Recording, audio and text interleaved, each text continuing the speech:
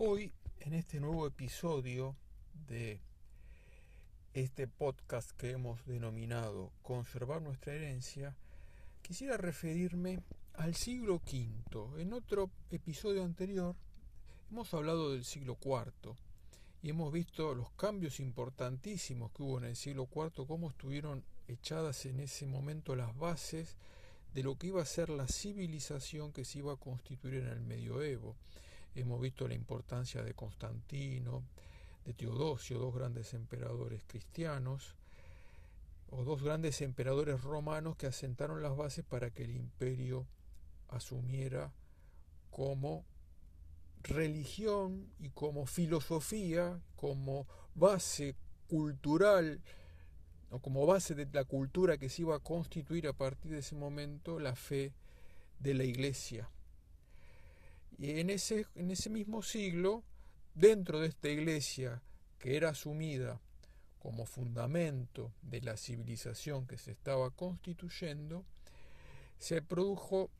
una división o se produjo un conflicto interno, un conflicto doctrinal debido a la herejía arriana. Luego van a ir surgiendo otras herejías, pero bueno, fue resuelto esto a partir del concilio de Nicea del año 325, completado al final del siglo por el concilio de Constantinopla. Dos concilios que nos legaron el que nosotros denominamos símbolo niceno-constantinopolitano. Bien, hemos visto también que es la época de los primeros grandes padres de la iglesia, los padres capadocios, por ejemplo, en el siglo en el que nace San Agustín, el siglo de que nace San Ambrosio, Agustín y Ambrosio en Occidente, los padres capadocios en Oriente, pero todos que van a legar un rico bagaje intelectual, teológico, de reflexión al mundo que se va a constituir a partir de los siglos siguientes. En el siglo V nosotros solemos ubicar el fin de la Edad Antigua, así la historia clásica o los historiadores han marcado el siglo V hacia el final, el año 476, como el fin de la Edad Antigua, el comienzo de la Edad Media, a partir de un hecho, de un punto que divide épocas, que es la caída del Imperio Romano de Occidente. Pero la historia es un fluir permanente y estos esquemas que los historiadores crean sirven para interpretar, para analizar, para dividir periodos, pero a veces nos hacen perder la riqueza del acontecer histórico. El siglo V fue muy rico en figuras claves, en acontecimientos, en semillas que quedan arrojadas al terreno de la civilización para que florezcan en siglos posteriores. Por ejemplo, si tenemos que tomar una figura clave, podríamos mencionar al Papa San León Magno, una figura importantísima. Podríamos decir que luego, después de San Pedro y otras figuras importantes que ocuparon la silla petrina, la cátedra de Roma, tal vez sea uno de los papas más importantes, o el más importante después de San Pedro, que sienta las bases no solamente de fortalecimiento del poder pontificio, no solamente es una figura política de relieve, que lo es, sino que lleva adelante una labor cultural, teológica, espiritual importantísima. Hay una obra recomendable, un libro de la década del 80, editado por Ediciones Micael, si mal no recuerdo, en el que el padre Alfredo Sáenz, que tiene una obra tan importante,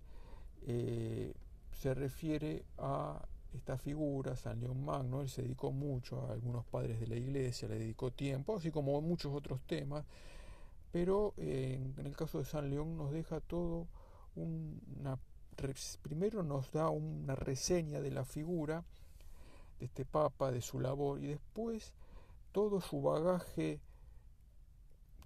homilético, ¿no? Las homilías relacionándolas con el tiempo litúrgico, sobre todo las homilías de Navidad, tan ricas. Hay una frase de San León Magno en una homilía de Navidad en la que dice: reconoce, oh hombre, tu dignidad. ¿Y cuál es la dignidad del hombre? Que el Verbo eterno del Padre asume la naturaleza humana en Cristo, aquello que había definido un siglo antes el concilio de Nicea, y que va a tener que seguir defendiendo los padres de la Iglesia, San León y otros, en este siglo V, cuando surjan nuevas herejías, por ejemplo la herejía nestoriana, que niega que María, por ejemplo, sea madre de Dios, ya que Nestorio lo que hacía es establecer una separación en Cristo entre su humanidad y su divinidad. Por lo tanto, en Cristo habría como dos personas, y María sería madre solo de la persona humana de Cristo, cosa que fue combatida por un gran padre como fue San Cirilo, quien hizo mucho para que se reuniera el tercer gran concilio de la Iglesia, el concilio de Éfeso, que proclamó a María Theotokos, la Madre de Dios. Una vez que la segunda persona de la Trinidad, el Verbo, asume la naturaleza humana, la persona que nos habla a través de Cristo no es una persona humana, es la persona del Verbo, es una persona divina con su naturaleza divina, pero que ha asumido también una naturaleza humana. Esto es lo que proclamó Éfeso, una gran definición que va a ser fundamento también de la fe que se va a expresar en la cultura de los siglos siguientes, por ejemplo en los íconos que nos muestren a María, Madre de Dios, íconos tan bellos.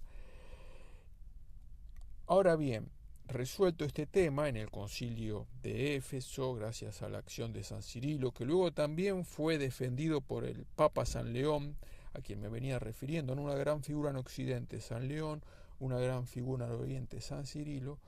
surge otra herejía por el extremo opuesto, ¿no? Estamos en un tiempo en el que las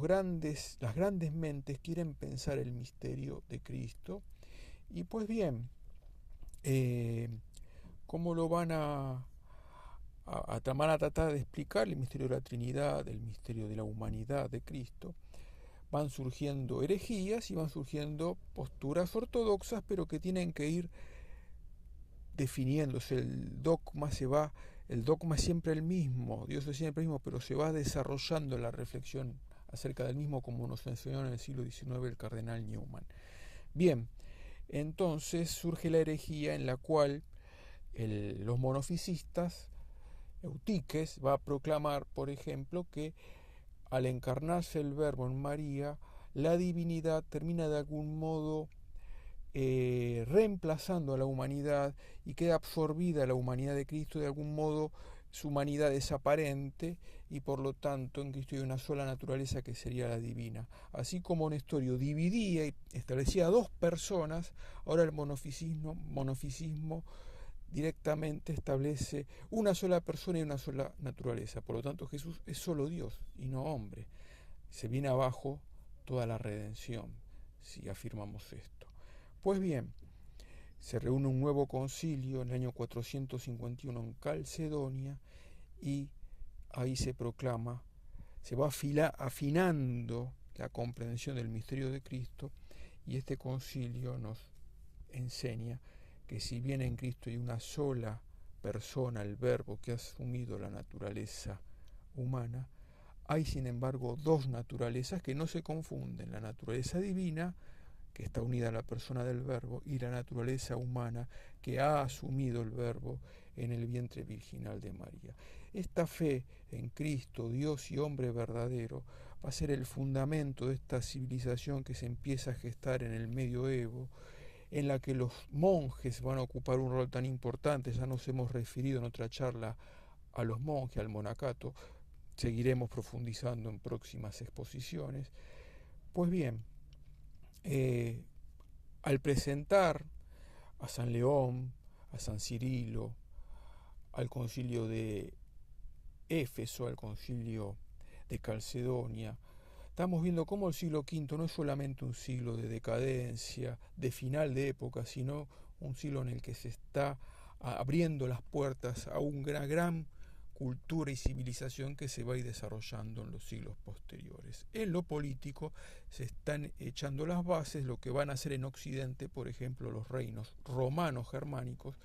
mientras que en Oriente permanecerá el Imperio Romano de Oriente o Imperio Bizantino, que nos legará esa gran expresión de arte que son los íconos de los que estuvimos hablando hace unos momentos, por ejemplo, y de los cuales también el padre Alfredo Sáenz tiene una obra muy bella, ¿no? Son momentos históricos, realidades culturales, momentos de la reflexión de la inteligencia occidental que tenemos que tomar en cuenta, que es parte de nuestro legado y que tenemos que preservar. En otro episodio estaremos tocando otro tema de nuestra rica herencia a conservar. Muchas gracias por el tiempo prestado.